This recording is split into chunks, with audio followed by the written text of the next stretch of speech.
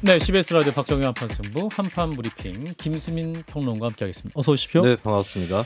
자, 이준석 전 국민의힘 대표가 주도하는 가칭개혁신당 지금 현재까지 약 4만 명이 넘는 당원이 모집이 됐군요. 네, 이준석 전 대표는 어제 SNS에 4만 명을 넘겼다라고 하면서 4만 424명의 동지와 함께라고 적힌 개혁신당 창당준비위원회 홈페이지 사진을 공유했습니다. 예. 이 전 대표는 지난 3일 당원 가입 안내 공지를 올렸고 바로 이튿날 4일에 당원 2만 명이 확보가 됐는데요. 그로부터 3일 만에 또다시 4만 명을 돌파를 한 것입니다.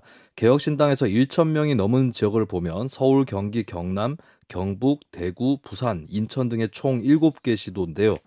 창당 요건은 성립을 했다고 볼 수 있고 예. 오는 20일까지 창당 작업을 마무리할 예정입니다. 예, 자 개혁신당 지금 정강정책 발표를 또 시작하면서 오늘 첫 번째 발표가 있었는데 이준석 전 대표가 직접 회견에 나왔습니다. 1호 정책은 이제 공영방송사장 임명 동의제였습니다. 관련 발언을 듣고 이어가겠습니다.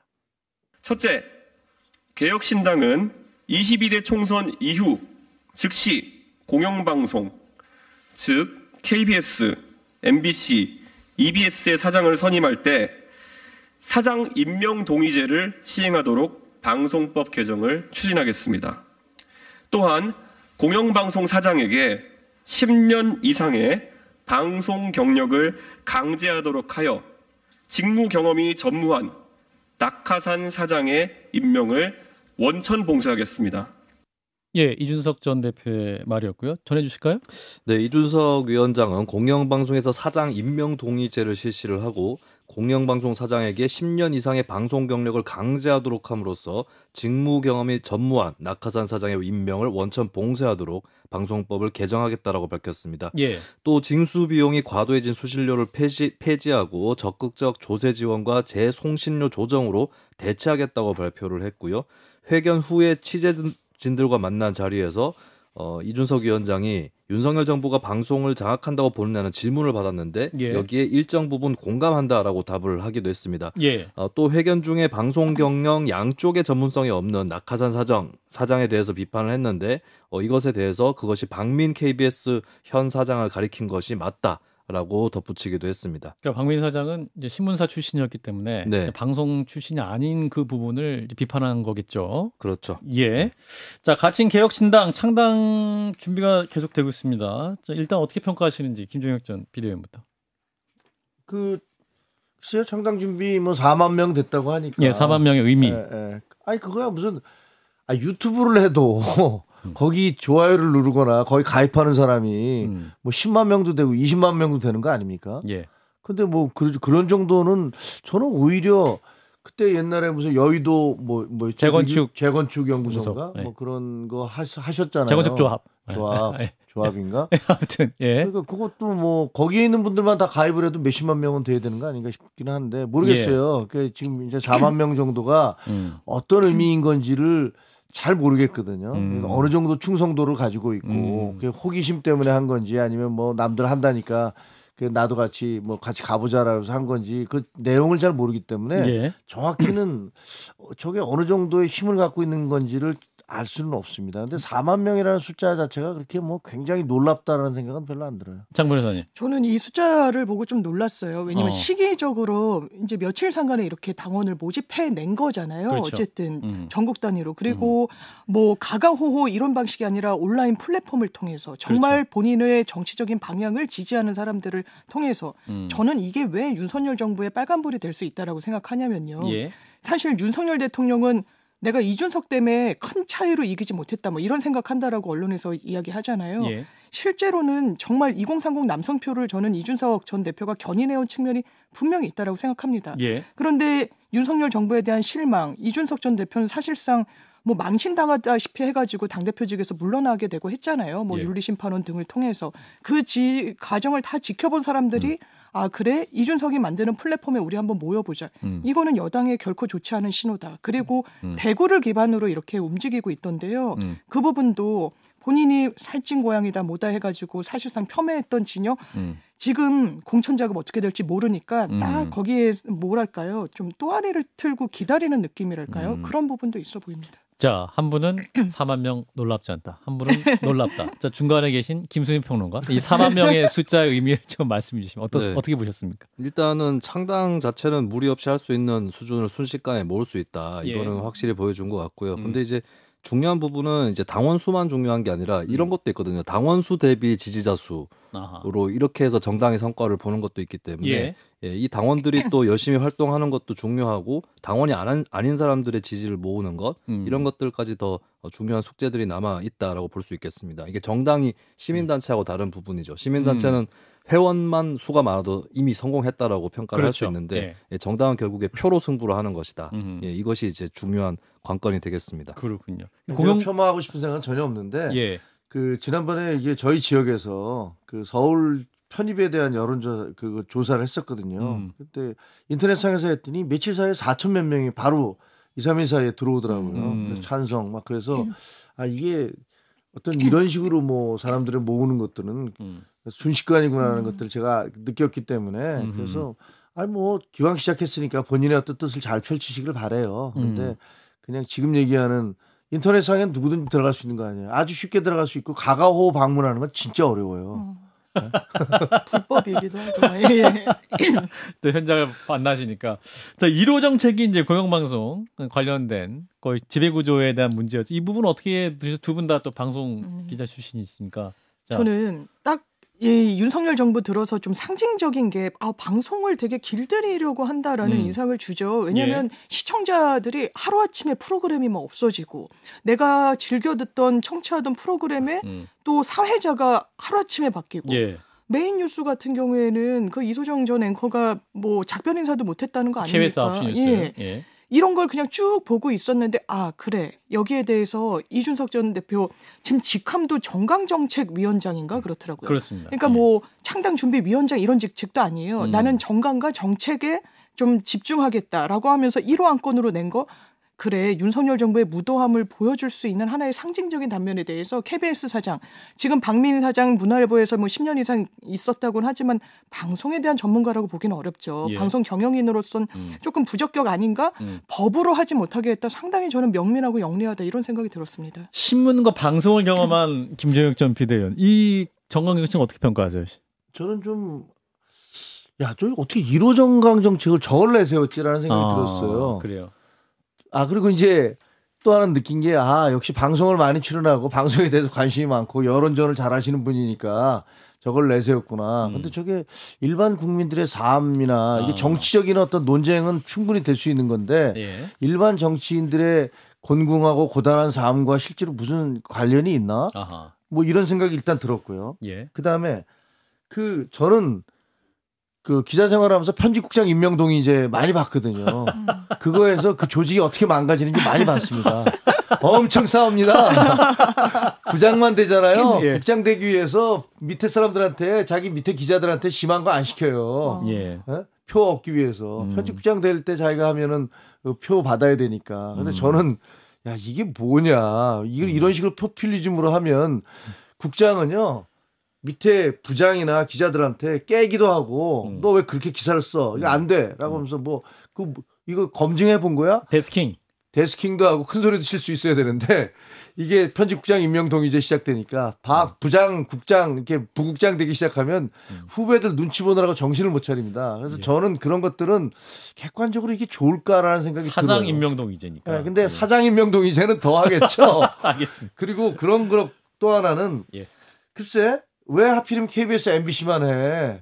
그런 식의 기준이라면 EBS 그 유시민 씨의 누나인가 하시지 않았었던가요? 그랬던 것 같고 아리랑 방송 이런 거는 왜 그렇게 안 해야 되지? 그리고 박권상이나 정현주 이런 분들이 무슨 경험이 있어서 KBS 사장을 했던가? 그런 생각도 들고요. 그래서 글쎄 이게 재밌네요. 토론 주제 따로 한번 접어봐야겠습니다. 저는 경험을 해봤으니까 알겠습니다. 이게 그냥 당장에는 굉장히 산뜻해 보이는지 모르지만 글쎄 저는 약간 좀 갸우뚱합니다. 토론자로 꼭 모시도록 하겠습니다. 자, 이어서 선거에 나가야 됩니다. 토론할 수 있으니까.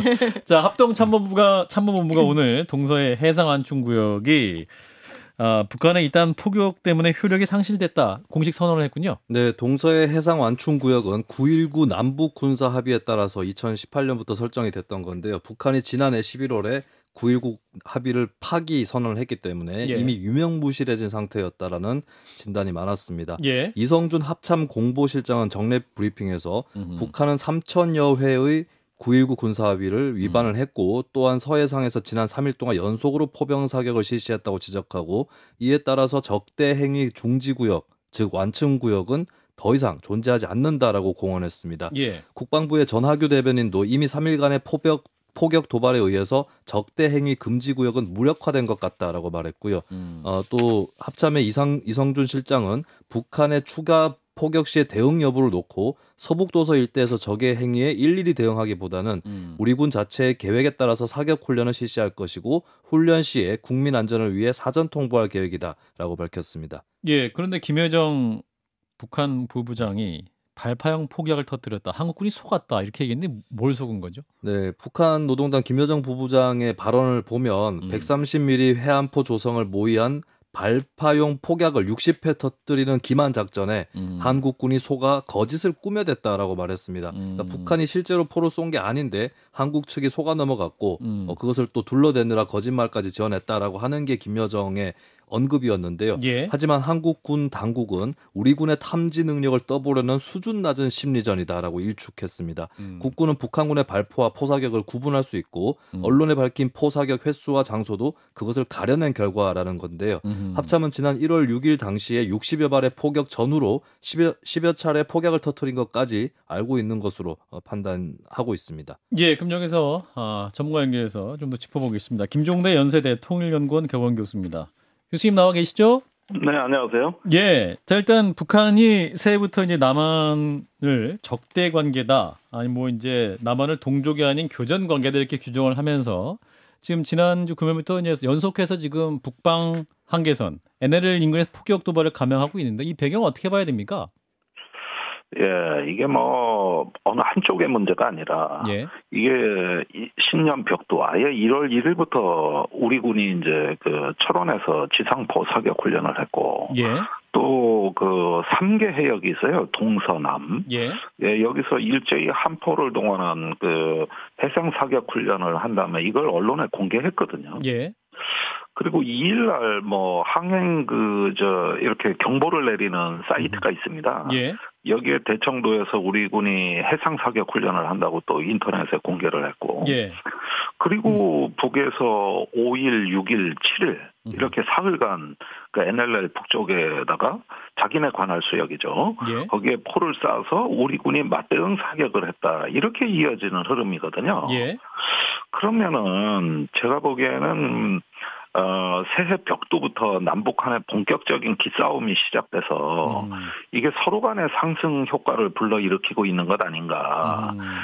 그러다 보니까 자꾸 장군멍군 하듯이 예. 이게 뭐 그냥 상대방의 행동에 또 힘으로 압도한다고 하다 보면은 이제 포싸움, 말싸움 뭐 이런 게 그냥 그 에스컬레이션이라 그러죠. 예. 서로 간의 상승작용을 일으키는 형국이다. 이렇게 볼 수 있겠습니다. 예. 그러면 이런 상황이 계속되다 보면 이게 더 그 갈등의 수준과 상대 자극의 수준과 도발의 수준이 높아질 수도 있지 않겠습니까? 이게 2010년 11월 23일 날 그 연평도 포격 사건이 일어났거든요. 예. 그 처음엔 단순한 훈련이었죠. 그런데 처음에는 그 당일날 오전에 우리가 20mm 벌컨포하고 105mm 포를 쐈어요. 예. 그때 북에서 자제하라는 이제 그 경고가 왔고. 예. 근데 오후에 이제 본격적으로 아주 고성능 화기 그 K9 자주포를 발사했거든요. 예. 그러다가 이제 급기야 교전 사태로 이어졌던 것입니다. 예.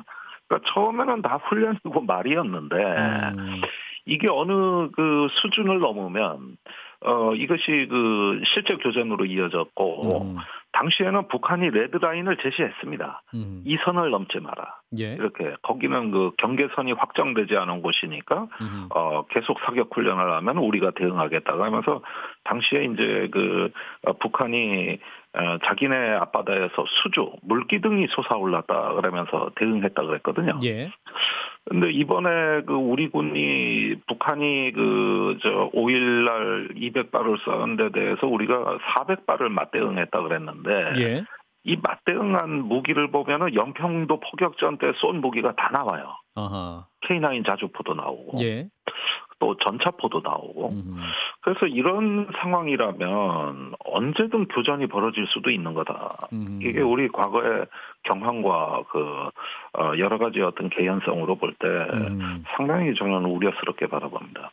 그러니까 이번 도발이 이제 4월 우리 총선을 앞두고 북한이 어떤 우리 대한민국 내의 긴장 고조와 또 여론 부전을 노린 어떤 그런 전략도 있다라는 판단도 있습니다.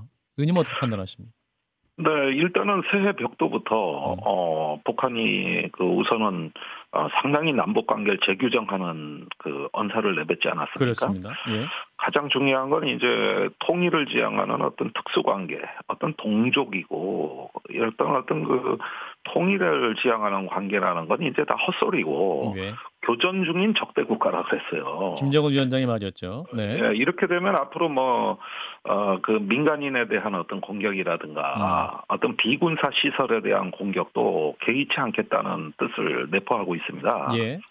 상당히 공세적인 어떤 언급이라고 할 수 있고 또 그 이면에는 이제 국가 대 국가 관계를 넘어서 북한은 핵보유 국가다.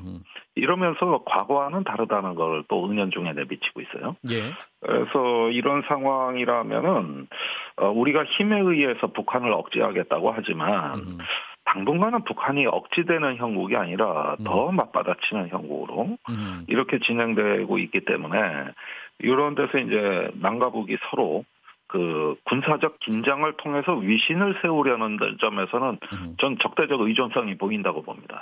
그러니까 죽이 잘 맞는다는 거죠. 그런 면에서는 이런 어떤 힘, 근육질을 자랑해서 우리 어떤 정권의 위신을 세운다. 이런 점에서 서로 경쟁이 붙어 있는 이런 형국이죠. 근데 지금 군사적 긴장이 계속 강화만 되고 있는 상황인데 계속 강화되는 상황에서 지금 현 정부는 지금 어떤 북한과의 대화 채널이 복원이 잘 안 된 상황이기 때문에 이게 좀 뭐랄까요? 좀 갈등을 관리하는 측면에 좀 어려움이 있지 않겠느냐라는 지적도 있습니다. 예, 있는 대화 채널도 다 끊어졌고, 예. 이제는 한라인도 가동 안 되고 있죠. 예. 그러다 보니까 위기 관리는 통상 대화와 압박 이 두 가지를 병행해가지고 상대방을 관리하는 건데. 예. 지금은 대화란 건 아예 없으니까 예, 이런 상황은 굉장히 위기 관리 차원에서는 어려운 국면에 진입하고 있습니다. 예.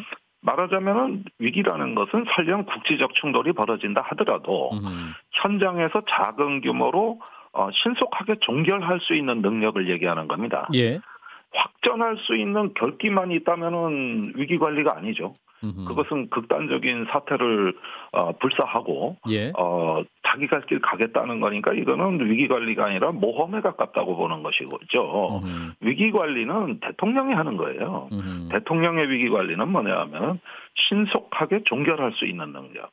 피해를 줄이고 안정을 도모할 수 있는 능력을 위기관리라고 하는 건데 예. 지금은 그런 얘기를 안 하니까 상당히 좀 저희가 과연 정부가 제대로 하고 있는가. 물론 힘 자랑은 잘합니다. 국방태세는 잘하고 있는데 국방을 넘어서 국가의 안위. 알겠습니다. 예, 이런 것도 봐야 되겠죠. 김재욱 PD. 예, 김 교수님. 그런데 이런 어떤 적대적 관계가 아닌 그런 상황에서 위기 관리가 됐던 사례가 있습니까? 그러니까 우리나라 정부에서 저는 이제 드는 생각이 우리 지난번 해수부 공무원이 북한에 넘어가서 총살을 당할 때 그때 전혀 대응이 없었다는 걸로 해서 여러 가지 지금 논란도 돼 있고 재판까지 진행되는 걸로 알고 있는데요. 어떤 한 라인이 개설돼서 지금까지 어떤 위기 상황에서 대통령이 결단을 해서 그 위기 상황을 넘긴 사례가 어떤 것들이 있는지 좀 얘기해 주실 수 있습니까? 대표적으로는 1999년에 제1연평해전이 일어났죠. 그때가 아마 남북이 해상 충돌에서 가장 많은 사상자가 발생했을 텐데 예. 그 대규모 충돌에도 불구하고 신속하게 남북 간의 대화가 이루어지고 이듬해 6.15 공동선언이 나오지 않았습니까? 그러니까 그 당시에는 처음으로 해양에서 충돌이 벌어진 거기 때문에 얼마든지 확장할 수 있는 구조가 존재했으나 당시에 그 김대중 정부가 이 어떤 해양에서의 충돌을 일단 우리 측의 압승으로 우리는 뭐 거의 사상자 없이 북한만 그냥 피해를 일방적으로 입었는데 북한이 보복을 안 하게 만들었잖아요. 네. 어떻게 해서 그렇게 만들었습니까? 통화를 했습니까? 아니면 어떤 한 라인을 가동을 했습니까? 무슨 방법으로 한 거죠? 그때는 국방부 통일부가 라인이 다 유지가 됐습니다. 그래서 일단은 제가 뭐 정확하게 어떤 라인인지는 지금 기억이 안 납니다만은 그때 이미 베를린 선언이 나온 이후기 때문에 그때 당시에는 북한이 일방적인 피해를 입었음에도 더 이상 이의 제기를 못해놓게 눌러놨죠. 그리고 충분한 대화도 됐고 북한이 이후에 항의를 안 했거든요. 이런 점들이 아주 모범적인 사례라고 할 수 있겠습니다. 그런 부분에서 이번 도발은 좀 우려 좀 있으시다 말씀이고, 자 하나만 더 짚으면 김여정 부부장이 담화를 통해서 이제 지난 6일 발사한 건 포사격이 아니라 발사형 폭약이었다. 우리 군의 실지 탐지 능력을 떠보고 개망신 주기 위해서 기만 작전한 것이다. 이런 주장을 했는데 우리 군은 또 아니다. 이렇게 또 반박을 했습니다. 이 부분은 어떻게 봐야 됩니까? 근데 이게 말싸움이 되다 보면은 아무리 정부 발표라도 의심하는 사람은 있게 마련이니까. 제 생각에는 지금 그 연평도 백령도에는 우리 군의 감시 자산이 가장 많이 배치된 곳입니다. 그러니까 여기에는 영상 정보가 있고, 그 다음에 음향 정보가 있고. 이 음향 정보도 방향이 다 탐지가 되거든요. 그래서 내륙에서 그 모의로 폭발한 건지 바다에 떨어진 건지 이거 다 측정이 가능하고요. 그다음에 또 특수 정보가 있습니다. SI 첩보라고 하죠. 그래서 저는 어떤 그 고도의 군 기밀이 아니라면 이럴 때 우리가 확보한 어떤 영상 신호 정보를 과감히 공개해서 만약에 북한의 주장이 허구라면은 아예 증거를 그냥 딱 제시해버리는 방법은 어떠냐. 이런 어떤 그 정보 장비의 활동 그 활약상은 우리가 여러 차례 사건을 통해서 보지 않았습니까? 근데 그냥 말싸움이 되고 버리면은 이거는 그냥 무승부로 끝나버리는 거거든요. 그래서 조금 우리 군이 객관적이고 어떤 그 근거 있는 이런 데이터들 좀 공개하는 게 어떨까 하는 아쉬움이 드네요. 정보 누출의 가능성은 없습니까? 예를 들면 그 SI 같은 경우 어디서 어떻게 촬영을 했다든가 뭐 이런 것들이 그 노출되는 위험은 없습니까? SI는 이제 감청 정보인데 노출되는 경우가 거의 없죠. 그러나 우리가 옛날에 이렇게 삼각 측량을 하는 음향 정보로 북한의 포가 어디서 날아와서 탄착 지점은 어디고 이런 정보가 공개된 전례가 굉장히 많이 있고 또 영상 정보, TOD 정보 뭐 이런 야간에도 볼 수 있으니까 이런 부분들이 아주 뭐 3중, 4중 중첩되어 있거든요. 그래서 자꾸 이렇게 말로 주고받지 말고 우리는 과학과 논리로 한번 승부해 보시면 어떨까 이런 어떤 권고를 드립니다. 시간이 좀 없어서 아쉽네요. 여기까지 말씀 듣겠습니다. 고맙습니다. 감사합니다. 김종대 연세대 통일연구원 개원교수였습니다. 다음 이슈 더불어민주당 이재명 대표의 피습 사건 관련 얘기인데 경찰이 피습범의 범행을 두고 남성 한 명을 긴급 체포했습니다. 피의자 김모 씨가 소위 변명문이라고 남겼던 이제 남기는 말이라는 것을 우편으로 발송해주기로 약속한 70대 남성을 어제 7일 경찰이 긴급 체포했습니다. 이 남성을 체포한 장소는 피의자 김 씨의 거주지이기도 한 충남 아산시였고요. 경찰은 범행 계획을 알고도 도와주려고 한 것으로 보고 살인미수 방조 혐의를 적용을 했습니다. 발송을 승낙한 것 자체가 방조에 해당한다라고 하는 것이고요. 하지만 이 남성은 혐의를 부인하고 있는 것으로 알려졌습니다. 자 그리고 이제 피의자의 당적 문제가 또 놀라운 관심 사안이기도 했는데 경찰은 일단 피의자의 당적 공개하지 않기로 했다 이런 방침이군요. 부산경찰청은 당적 공개가 어렵다는 결론을 내린 것으로 알려졌습니다. 경찰은 압수수색 영장을 발부받아 국민의힘과 더불어민주당 각 당의 중앙당사에서 당원 명부를 파악을 했지만 정당법을 해석한 결과로 공개를 하지 않기로 했는데요. 정당법 제24조 4항은 범죄 수사를 위한 당원 명부 조사에 관여한 공무원은 수사로 알게 된 당적 정보를 누설해서는 안 된다라고 나와 있습니다. 이를 누설할 경우는 정당법 제58조에 따라서 3년 이하의 징역이나 금고에 처하게 돼 있습니다. 자 경찰 수사 관련해서 계속 진행되고 있습니다. 지금 이제 피습범의 당적 문제 그리고 변명문 8쪽 이걸 또 공개하느냐 마느냐 이 부분이 또 굉장히 주요 논쟁거리인데 어떻게 판단하십니까, 김정혁 전 비대위원부터? 법을 어길 수는 없는데 근데 이제 다른 방법으로 이게 워낙 논란이 되고 있으니까 근데 대부분 알려진 거 아니에요? 2015년부터 2020년까지는 뭐 새누리당인가 뭐 거기 들어갔었던 적이 있는데 그 이후에 2023년인가 뭐 새롭게 민주당에 가입해서 한 뭐 1년 정도인가 뭐 그렇게 돼 있다고 보도에 나와 있더라고요. 예. 그러니까 그게 얼마나 맞는지는 모르겠는데 뭐 경찰 입장도 이해는 돼요. 예. 뭐 법을 어기고서 어쨌든 그 조항을 공개적으로 어길 수는 없으니까. 그렇다면 거기에 대한 방지 장치가 뭐 그걸 그들에게 책임을 물을 면책이 될 수 있는 어떤 조항이 있지 않다면 하기는 쉽지 않을 것 같고 각 당에서 내는 건 어떨까 뭐 이런 생각도 좀 들기는 하네요. 뭐 우리가 확인해 봤더니 이 사람은 이렇게 돼 있더라. 또 뭐 현재 상태는 뭐더라. 뭐 이렇게 할 수 있을 것 같은데 글쎄 저는 참 근데 이게 원래 본질적인 거는 이 사람의 범죄가 어떤 당에 속해 있든 간에 그것이 뭐 면책이 되는 건 아니잖아요. 예. 그리고 또 무슨 당에서 그걸 시켰을 리도 없고 민주당에서 우리 당 당원이니까 그걸 시킬 수도 없고 반대도 마찬가지일 테니까 그게 본질적인 건 아닌 것 같긴 하네요. 장 변호사님. 경찰이 공개하긴 쉽지 않아 보여요. 이게 아무리 사문화됐다라고 하더라도요. 정당법의 형사처벌 조항을 갖고 있습니다. 수사 과정 중에 지득한 이 당적 관련 정보를 외부에 유출하면 3년 이하의 징역형이 이게 벌금형도 없어요. 되게 중하게 처벌받는 것이거든요. 근데 이제 민주당 입장에서는 아니 그럴 거면 왜 양당을 압수수색했냐. 당적 확인을 위해서였는데 이런 의미인 것 같습니다. 예, 관련 논쟁이 좀 계속될 것 같습니다. 일단 오늘 여기까지 김수민 평론가였습니다. 고맙습니다. 네, 감사합니다. 좋아요, 구독, 알림 설정.